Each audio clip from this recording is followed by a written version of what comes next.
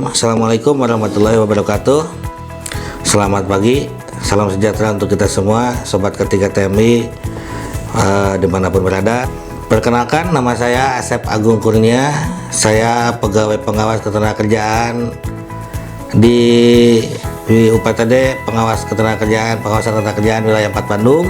Spesialis saya adalah spesialis ketiga listrik di bawah Dinas Tenaga Kerja dan Transmigrasi Provinsi Jawa Barat.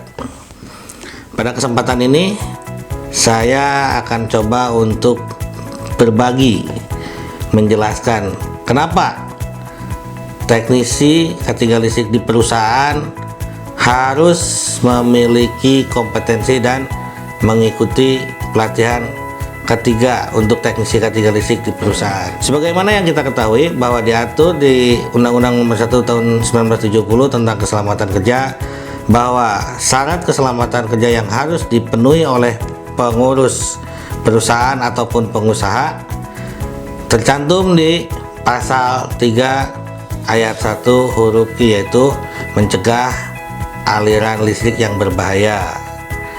Nah, pada saat ini kita lihat tidak ada satupun industri yang tidak menggunakan energi listrik.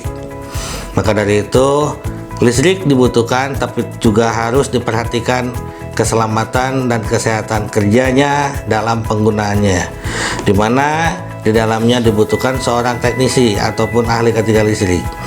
Pada kali ini memang teknisi ketiga listrik dibutuhkan oleh perusahaan sesuai dengan amanat di Peraturan Menteri Ketenagakerjaan Permen nomor 12 tahun 2015, di mana personel K3 untuk ketiga listrik ada dua, yakni ahli ketiga listrik dan teknisi ketiga listrik, di mana keduanya memiliki kompetensi dan wewenang yang berbeda.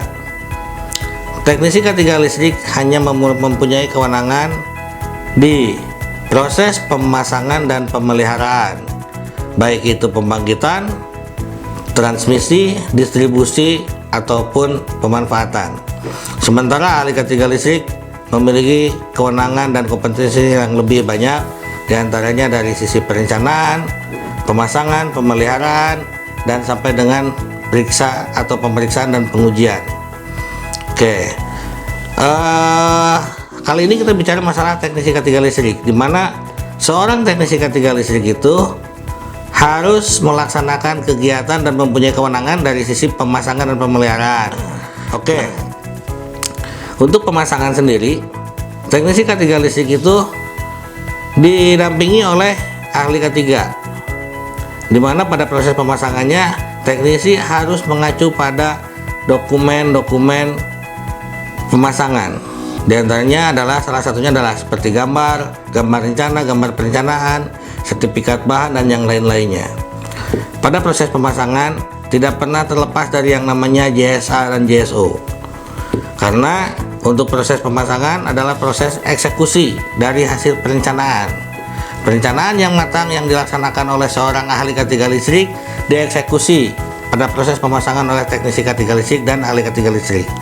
Kemudian ketika pemasangan tidak lupa juga ada beberapa checklist yang digunakan oleh teknisi ketiga listrik, dan antaranya checklist kesesuaian, checklist pemasangan, dan checklist keselamatan, serta checklist prosedur tanggap darurat untuk proses pemasangan instalasi listrik di pembangkitan, transmisi, distribusi, ataupun pemanfaatan.